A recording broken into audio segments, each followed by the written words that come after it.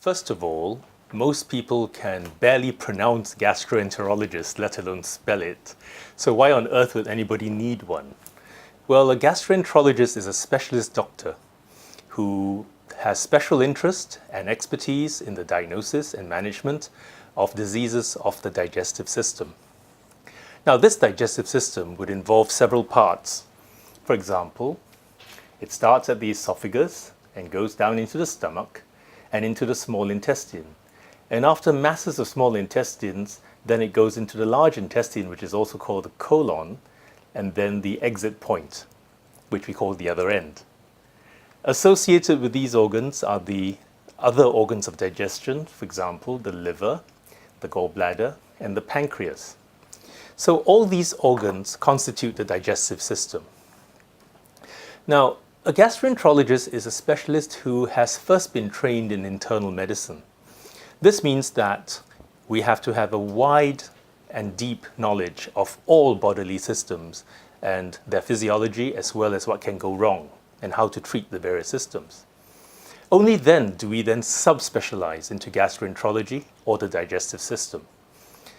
This is important because even though we are specialists in one system called the digestive system, the system does not exist in isolation from the rest of the body, and it's very important to treat patients holistically and to understand that diseases or malfunctions of different organ systems can impact the digestive system and vice versa as well. Most gastroenterologists are also hepatologists, which is a term that means a specialist of liver diseases. Why is there a distinction between a gastroenterologist and a hepatologist? Actually, there isn't. Most gastroenterologists are also hepatologists because the liver is an organ associated with the digestive system. But because the liver is so complex, has so many functions, and is subject to so many different influences and so many possible diseases, some gastroenterologists take a very special interest in the liver. Most gastroenterologists have a wide knowledge of the digestive system, including the liver, the gallbladder, the pancreas, and therefore we cover the entire territory. A gastroenterologist at the same time is also an expert endoscopist. Now, what is endoscopy?